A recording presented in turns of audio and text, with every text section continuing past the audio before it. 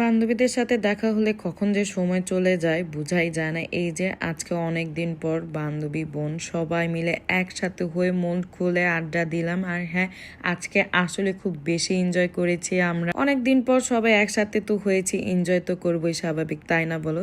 সবকিছুই দেখাবো একটা ব্লগে। হ্যালো এভরিওয়ান, আসসালামু আলাইকুম। আমি সুরমা, এটা আমার নিউ ব্লগ।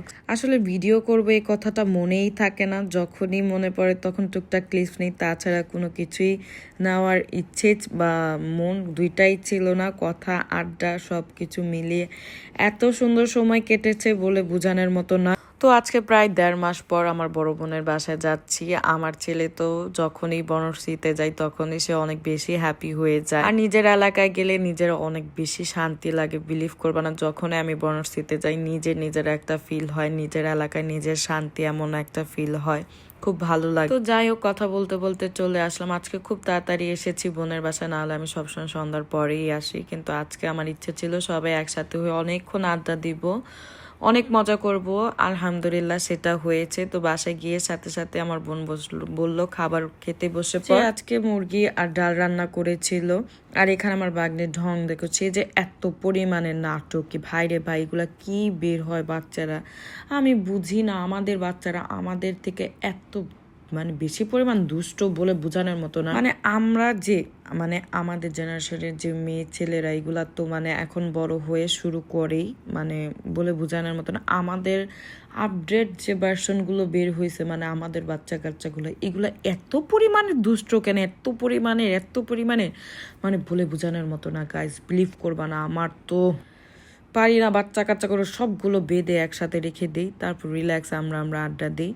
তো ফাইনালি আমার বেস্ট ফ্রেন্ড কিন্তু চলে এসেছে আমার বোনের বাসায়। আমি যেখানে আমার বেস্ট ফ্রেন্ড সেখানে তো থাকবে, তাই না বলো? আমার বোনের বাসার থেকে ওর বাসা মাত্র 2 থেকে 3 মিনিটেরই রাস্তা। তো আমি যখনই যাই না কেন সাথে সাথে আমার বোনের বাসায় চলে আসে। বেশ অনেকক্ষণ আমরা আড্ডা দিই, দেন চলে আসি। প্রায় 10টা-11টার দিকে আমি বাসার দিকে এসেছি। আর এখানে বাচ্চাগুলো সব এক হয়েছে, আমরা এক হয়েছি, পুরো বাড়ি বলতে পারো মাথায় উঠে গিয়েছে।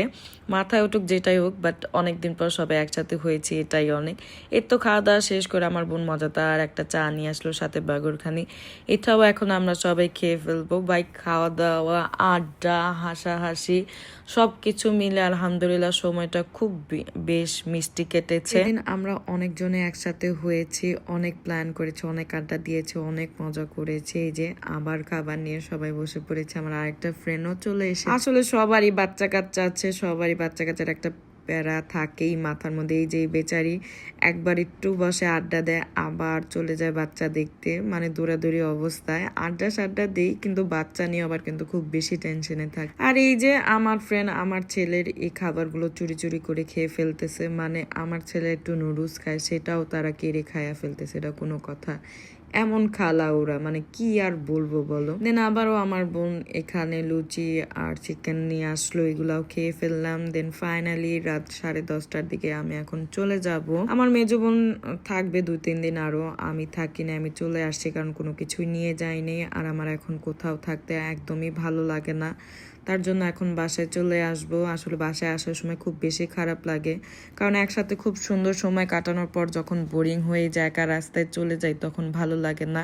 আর সেদিন আসার সময় আমার ছেলের কি যে ঘুম পাচ্ছিল সেটা তো তোমরা অলরেডি দেখে ফেলেছো। তো কি আর করবো, ছোটবেলায় এটা কম বেশি সবার সাথেই হয়েছে, আমিও খুব করেছি এগুলো। তো এটা দেখে আমি খুব এনজয় করতেছিলাম আর নিজের কথা খুব বেশি ভাবতেছিলাম। তো যাই হোক, আজকের ব্লগটা এতটুকুই ছিল। কেমন লেগেছে অবশ্যই জানাবা, ভালো লাগলে একটা লাইক একটা কমেন্ট করে দিবা। সো আল্লাহ হাফিজ।